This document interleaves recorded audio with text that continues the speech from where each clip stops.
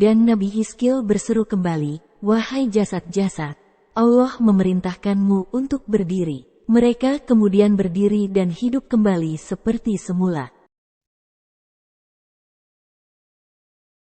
Assalamualaikum warahmatullahi wabarakatuh. Alhamdulillahirobbilalamin. Wabihi nasta'inu wa ala umuri dunya wadin. Wassalatu wassalamu ala asrofil anbiya'i wal mursalin. Wa ala alihi wasyabihi ajmain amma ba'du. Sahabat Muslim rahimakumullah. Dari kisah sebelumnya, kisah Muslim telah mengisahkan seorang nabi yang berjuang melanjutkan dakwah pada kaum Bani Israel setelah wafatnya Nabi Musa alaihi salam, yaitu kisah Nabi Yusa alaihi salam. Dari kisah sebelumnya, Nabi Yusa alaihi salam wafat pada usia 127 tahun, atau setelah 27 tahun wafatnya Nabi Musa alaihi salam. Yang berarti bahwa Nabi Yusa alaihi salam melanjutkan dakwah Nabi Musa pada kaum Bani Israel yaitu kurang lebih selama 27 tahun. Lalu, siapa yang melanjutkan dakwah pada kaum Bani Israel setelah Nabi Yusa alaihi salam wafat? Maka dari itu, untuk kesempatan kali ini, kisah Muslim akan melanjutkan kisah perjuangan dakwah pada kaum Bani Israel setelah wafatnya Nabi Yusa alaihi salam. Dakwah pada kaum Bani Israel dilanjutkan oleh salah satu Nabiullah yang tidak termasuk ke dalam 25 Nabi yang wajib kita ketahui, yaitu Nabi Hizkil alaihi salam.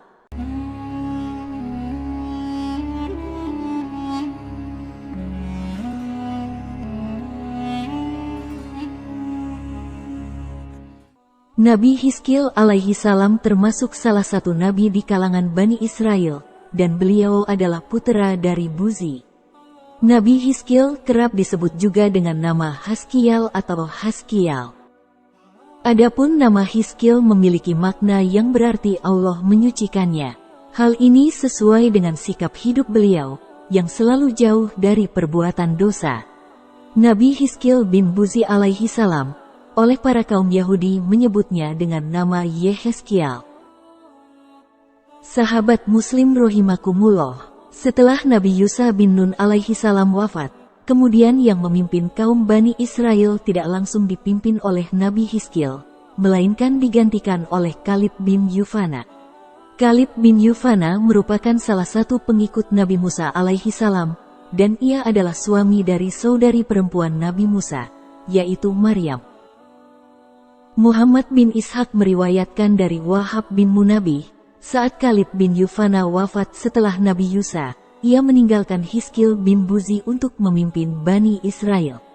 Dan Allah subhanahu wa ta'ala pun mengangkat Hizkil bin Buzi alaihi salam menjadi seorang nabi untuk melanjutkan dakwah pada kaum Bani Israel yang bertempat di kota Dawardan. Pada masa kepemimpinan Nabi Yusa alaihi salam, kita telah mengetahui bahwa Allah subhanahu wa ta'ala menurunkan azab kepada kaum Bani Israel, yaitu kepada orang-orang yang membangkang atas perintah Allah subhanahu wa ta'ala, berupa wabah penyakit taun yaitu penyakit yang menular. Suatu ketika, terjadi wabah penyakit taun menyerang kota Dawardan yang kemudian menyebar ke kota di sekitarnya. Penyakit menular yang mematikan tersebut meresahkan dan menghantui seluruh penduduk kota itu. Mereka takut terserang penyakit menular yang akan membuat mereka mati sia-sia, hingga pada akhirnya, mereka keluar untuk meninggalkan Dawardan dengan keyakinan dapat lari dari kematian. Mereka keluar meninggalkan kota Dawardan menuju dataran rendah yaitu menuju lembah Af, yang mereka yakini mereka akan aman dari penyakit menular itu. Setelah wabah taun hilang, mereka kembali ke kota Dawardan dengan selamat. Orang-orang yang bertahan di kota itu berkata, "Teman-teman kita itu lebih kuat tekad hatinya daripada kita. Andai kita melakukan seperti yang mereka lakukan, tentu kita akan tetap bertahan. Jika terjadi taun lagi, kami akan keluar bersama mereka." Pada tahun berikutnya, kembali terjadi wabah taun di kota Dawardan. Mereka pun kemudian memutuskan untuk keluar dari kota tersebut, dengan jumlah mereka mencapai 30.000 orang. Dari riwayat Ibnu Abbas mereka berjumlah 40.000 orang. Lalu mereka singgah di tempat sebelumnya, yaitu lembah Af.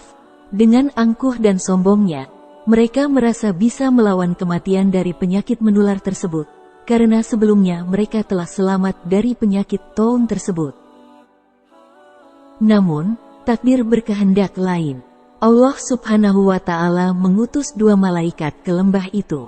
Salah satu malaikat berada di atas lembah, dan satunya lagi di bawahnya, dan kedua malaikat tersebut berteriak kepada mereka, "Matilah kalian semua." Dan matilah seluruh penduduk Dawardan yang berada di lembah tersebut, dengan kondisi mayat tergeletak dan bergelimpangan. Ibnu Ishaq mengatakan, mereka melarikan diri karena ada wabah penyakit. Mereka kemudian singgah di suatu padang luas. Allah lalu berfirman kepada mereka, "Matilah kalian." Mereka semua mati. Mereka kemudian ditempatkan di suatu lembah besar agar tidak dimakan hewan-hewan buas. Sahabat Muslim rahimakumullah, waktu berlalu cukup lama, kemudian Nabi Hizkil alaihi salam mengunjungi tempat tersebut, dan melintas di hadapan jasad-jasad itu. Ia berdiri dan merenung sambil melihati jasad-jasad mereka. Kemudian Allah Subhanahu wa Ta'ala memberikan wahyu kepadanya, dan Allah berfirman, "Kau ingin kuperlihatkan bagaimana aku menghidupkan mereka?" "Tentu," jawab Nabi Hizkil. Kemudian Allah menyuruh Nabi Hizkil, "Panggil mereka." Nabi Hizkil memanggil mereka dan berkata, "Wahai tulang belulang, Allah memerintahkanmu untuk menyatu." Tulang belulang kemudian beterbangan satu sama lain hingga menyatu menjadi susunan tengkorak. Kemudian Nabi Hizkil berseru, "Wahai tulang belulang, Allah memerintahkanmu agar terbungkus daging." Tulang belulang itu kemudian terbungkus daging, darah, dan baju yang dikenakan saat mereka mati. Dan Nabi Hizkil berseru kembali, "Wahai jasad-jasad, Allah memerintahkanmu untuk berdiri." Mereka kemudian berdiri dan hidup kembali seperti semula. Ketika orang-orang tersebut telah dihidupkan kembali, mereka berkata, "Maha suci Engkau ya Allah, segala puji hanya bagimu, tiada Tuhan yang berhak diibadahi selainmu." Mereka lalu pulang ke kaum mereka dalam kondisi hidup, dan mereka sendiri tahu bahwa mereka sudah mati. Rona kematian terlihat jelas di wajah mereka. Setiap kali mengenakan baju kembali menjadi tanah, hingga mereka semua mati tepat pada ajal yang telah ditentukan Allah Subhanahu wa Ta'ala. Imam Ahmad dan 2 pemilik kitab sahih meriwayatkan dari jalur Zuhri, dari Abdul Hamid bin Abdurrahman bin Zaid bin Khattab, dari Abdullah bin Harits bin Naufal, dari Abdullah bin Abbas. Suatu ketika, Umar bin Khattab pergi ke Syam. Setelah tiba di Sarah, ia disambut komandan pasukan tertinggi, Abu Ubaidah bin Jarrah beserta rekan-rekannya. Mereka memberitahukan kepada Umar bahwa di Syam sedang terjangkit wabah penyakit. Disebutkan dalam hadis ini, Umar bermusyawarah dengan kaum Muhajirin dan Ansor. Mereka berbeda pendapat menyikapi wabah penyakit ini. Abdurrahman bin Auf kemudian datang setelah menunaikan sebagian keperluan. Ia berkata, "Aku punya ilmu terkait hal ini. Aku pernah mendengar Rasulullah bersabda, jika suatu wabah penyakit berada di suatu negeri, sementara kalian berada di sana, janganlah kalian keluar untuk melarikan diri darinya. Dan jika kalian mendengarnya terjangkit di suatu negeri, jangan pergi ke sana." Umar kemudian memuji Allah, lalu beliau pulang. Imam Ahmad menuturkan, Hajjaj dan Yazid al-Mufti bercerita kepada kami. Keduanya berkata, Ibnu Abu Zuaib bercerita kepada kami, dari Zuhri, dari Salim, dari Abdullah bin Amir, bin Rabiah. Abdurrahman bin Auf mengabarkan kepada Umar saat ia berada di Syam. Rasulullah Shallallahu Alaihi Wasallam bersabda, wabah tersebut pernah ditimpakan sebagai siksaan bagi umat-umat sebelum kalian. Jika kalian mendengar berita tentang penyakit itu di suatu daerah, janganlah kalian memasuki daerah itu. Dan jika penyakit itu mewabah di daerah di mana kalian berada, janganlah kalian keluar darinya karena hendak melarikan diri darinya. Dan Umar kemudian pulang meninggalkan Syam. Hadis riwayat Imam Ahmad bin Hambal.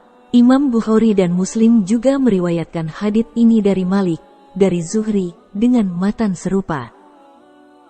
Di dalam Al-Quran, Kisah Nabi Haskial alaihi salam tertuang dalam firman Allah Subhanahu wa Ta'ala pada Quran Surat Al-Baqarah ayat 243, yang artinya, apakah engkau tidak memperhatikan orang-orang yang keluar dari kampung halaman mereka, sedang mereka beribu-ribu jumlahnya karena takut mati?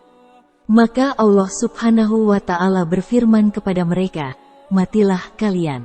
Kemudian Allah menghidupkan mereka. Sesungguhnya Allah mempunyai karunia terhadap manusia, tetapi kebanyakan manusia tidak bersyukur. Imam At-Tabari rahimakumullah mengomentari kisah di balik tafsir surah Al-Baqarah ayat 243 tersebut. Kaum Bani Israel itu dipercepat ajal mereka, dan lalu dihidupkan lagi sebagai bentuk siksa sekaligus pelajaran untuk umat mendatang. Siksaan tersebut disebabkan mereka mangkir dari perintah dan seruan jihad yang diperintahkan Allah Subhanahu wa Ta'ala melalui lisan Nabi Hizkil alaihi salam. Muhammad bin Ishaq mengatakan, tidak ada keterangan berapa lama Hizkil berada di tengah-tengah Bani Israel, setelah itu Allah mewafatkannya. Setelah Nabi Hizkil wafat, Bani Israel melupakan perjanjian yang Allah sampaikan pada mereka. Peristiwa-peristiwa besar yang terjadi di antara mereka kembali menyembah berhala. Di antara berhala yang mereka sembah yaitu bernama Baal. Wallahu alam bishawab. Sahabat Muslim rahimakumullah, itulah kisah dari Nabi Hizkil alaihi salam, yang dikaruniai mukjizat dari Allah Subhanahu wa Ta'ala dapat menghidupkan kembali ribuan orang yang sudah mati, karena ketakutan mereka terhadap wabah penyakit taun yang melanda kota mereka. Semoga dari kisah ini, kita dapat mengambil hikmah dan pembelajaran bagi kehidupan kita dalam meningkatkan ibadah kepada Allah Subhanahu wa Ta'ala. Dan untuk sahabat Muslim yang baru bergabung di channel ini, jangan lupa like, komen, dan subscribe channel ini, agar sahabat Muslim bisa mendapatkan notifikasi dari kisah Islami menarik lainnya. Sekian untuk kisah kali ini, mohon maaf apabila ada kesalahan dalam menceritakan kisah ini. Akhirul kata, wabillahi taufik wal hidayah, wassalamualaikum warahmatullahi wabarakatuh.